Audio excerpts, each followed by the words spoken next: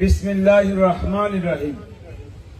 কোম্পানিগঞ্জের ঐতিহ্যবাহী ইউনিয়ন ৩ নং সরহাজারী ইউনিয়নের ৩ নং ওয়ার্ড শাখা কর্তৃক আয়োজিত আজকের এই নির্বাচনী সমাবেশে উপস্থিত অত্র ইউনিয়নের সম্মানিত সভাপতি জনাব হযরত মাওলানা আনোয়ার হোসেন, আজকের এই প্রোগ্রামের সম্মানিত প্রধান অতিথি বিশিষ্ট ইসলামী চিন্তাবিদ, বিশিষ্ট সমাজসেবক, রাজনীতিবিদ, আমাদের সকলের প্রিয় নেতা, নোয়াখালী ৫ আসনের ঠিকানা বাংলাদেশ জামাত ইসলামীর কেন্দ্র ঘোষিত জাতীয় সংসদের এমপি পদপ্রার্থী জনাব অধ্যক্ষ বেলায়েত হোসেন, আজকের মঞ্চে উপস্থিত রয়েছেন সরহাজারী ইউনিয়নের জনগণের নন্দিত নেতা, কারা নির্যাতিত নেতা, যিনি বারবার চেয়ারম্যানে ভোট করেছেন, যাকে জোরপূর্বক কনস্পিরেসিগত দিক থেকে হেরে দেওয়া হয়েছিল, আমাদের প্রিয় নেতা মাওলানা শাহজাহান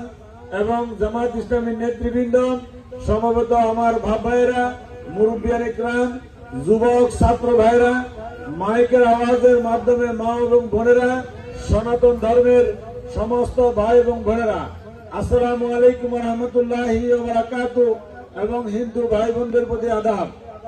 আপনারা জানেন বাংলাদেশ এক অনিশ্চিত ভবিষ্যতের দিকে চলে গিয়েছিল ৭ জানুয়ারি নির্বাচনের পরে।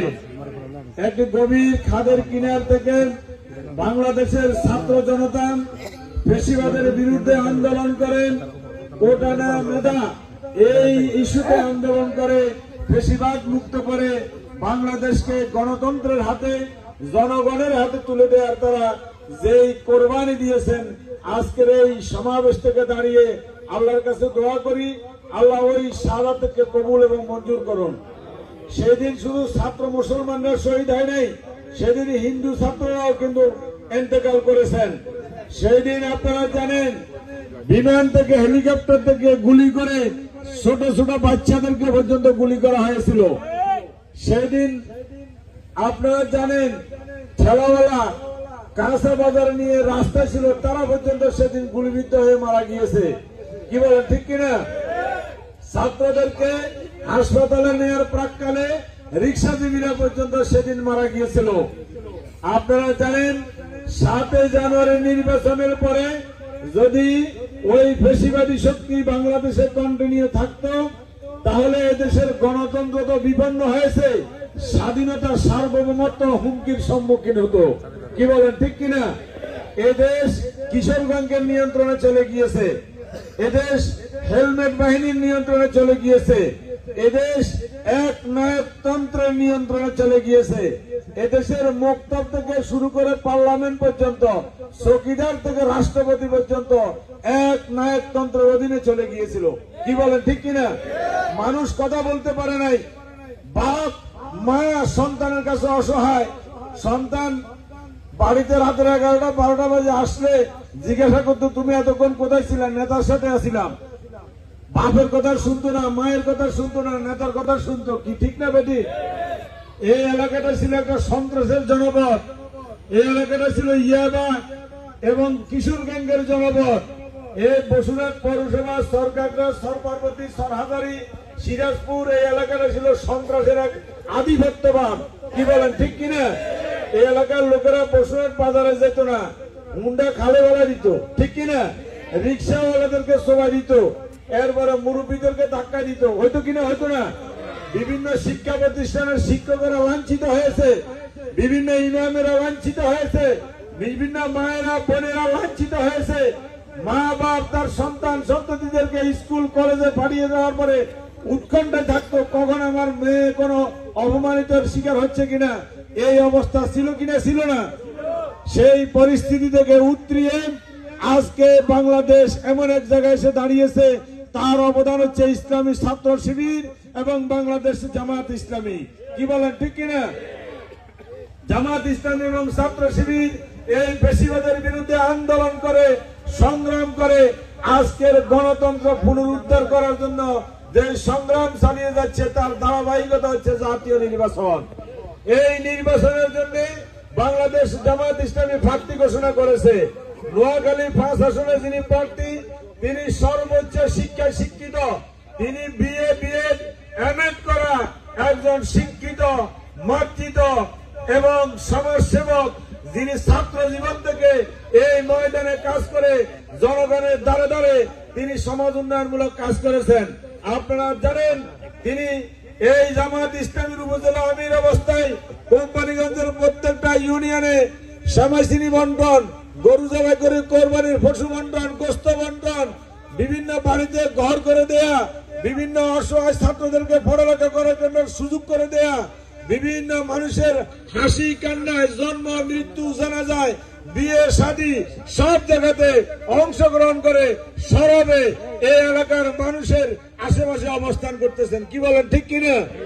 যার কারণে তাকে যদি আমরা এমপি করতে পারি তাহলে তিনি আমাদের এই জনগণের উপকার করার সুযোগ আছে না নেই? আমি মনে করি বাংলাদেশ জামায়াত ইসলামী যদি ক্ষমতায় যেতে পারে যুবকের কর্মসংস্থান হবে। বাংলাদেশ জামায়াত ইসলামী যদি ক্ষমতায় যেতে পারে তাহলে নারীদের অধিকার সংরক্ষণ হবে, আলেমের অধিকার সংরক্ষণ হবে, এদেশের গণতন্ত্র পুনরুদ্ধার হবে, এদেশের সালিশ বাণিজ্য হবে না, এদেশের অর্থনৈতিক ভাবে দেওয়ালিয়া হবে না এবং আমাদের দ্রব্যমূল্যের ঊর্ধ্বগতি হবে না, স্বাভাবিক জীবনযাপন করার সুযোগ সৃষ্টি হবে এবং অন্য ধর্মের লোকেরা তাদের ধর্ম পালন করার ক্ষেত্রে, তাদের বিভিন্ন পূজা পণ্য পালন করার ক্ষেত্রে কোন রকমের বাধা এবং বিঘ্ন হবে না। হবে কিনা বলেন? 5 আগস্টের পরে হিন্দুদের পূজা পাহারা দেওয়ার ক্ষেত্রে জামাত শিবিরের লোকেরা ভূমিকা রাখছে কিনা? রাখে নাই? রেখেছে, ভবিষ্যতে রাখবে।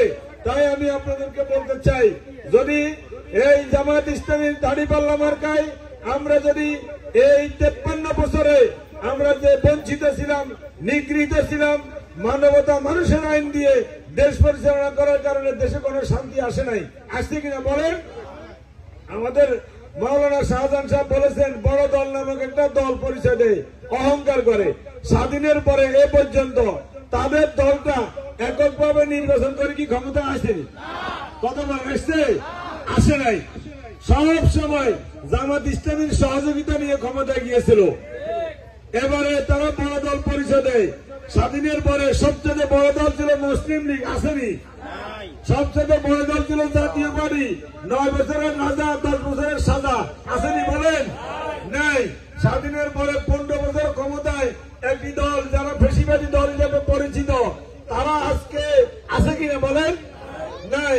তারা এই দেশে এমন অত্যাচার নির্যাতন করেছে যার পরিপ্রেক্ষিতে বিশ্বের ইতিহাসে এমন এক প্রধানমন্ত্রী তিনি ক্ষমতা থাকা অবস্থায় পালিয়ে গিয়েছেন আর বিদেশে অবস্থা থাকা অবস্থায় তার ফাঁসির রায় হয়েছে। কি বলেন, ঠিক কিনা?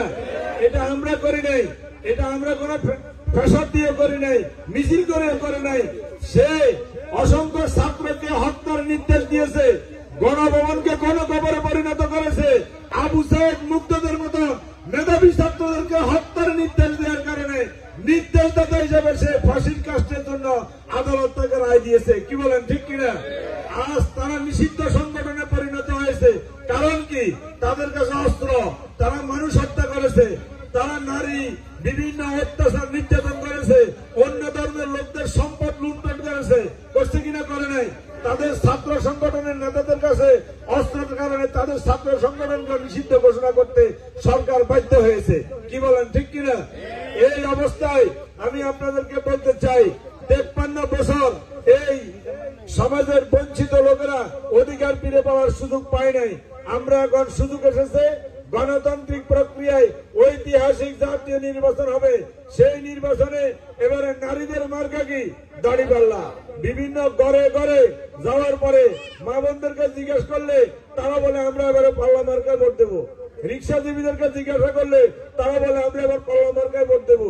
ছোট ছোট ভ্যান গাড়িওয়ালা লোকদেরকে যদি জিজ্ঞাসা করি তারা বলে আমরা পাল্লা মার্কায় ভোট দেবো। বলে কিনা? বলে না। আজকের নিম্ন মধ্যবিত্ত লোকেরা পাল্লা মার্কায় ভোট দেওয়ার ব্যাপারে সিদ্ধান্ত নিয়ে নিয়েছে। উচ্চ শিক্ষায় শিক্ষিত যারা তারা শিক্ষিত সিদ্ধান্ত নিয়েছে পাল্লা মার্কা। তার প্রমাণ হচ্ছে ঢাকা বিশ্ববিদ্যালয়। আজকে ছাত্র, যুবক, শ্রমিক, কৃষক, নারী, পুরুষ, আবাল, বৃদ্ধা, বনিতা, আলেম, ওলামা সব ঐক্যবদ্ধ হয়ে গিয়েছে। এবারের মার্কা কি? দাড়িপাল্লা। তাই আমি আপনাদেরকে বলতে চাই, আমাদের সাধন ভাই বলেছেন বড় দল হচ্ছে এখন কোন দল? জামাত ইসলামী। তার মার্কাটা কি? কারণটা কি? কারণ হলো শ্রমিকেরা আমাদের সাথে, ছাত্ররা আমাদের সাথে, আলেম ওলামারা আমাদের সাথে, মজলুম মানবতা আমাদের সাথে, শিক্ষিত লোকেরা আমাদের সাথে, কৃষকেরা আমাদের সাথে। কি ঠিক না বেটি? এই জন্য প্রত্যেক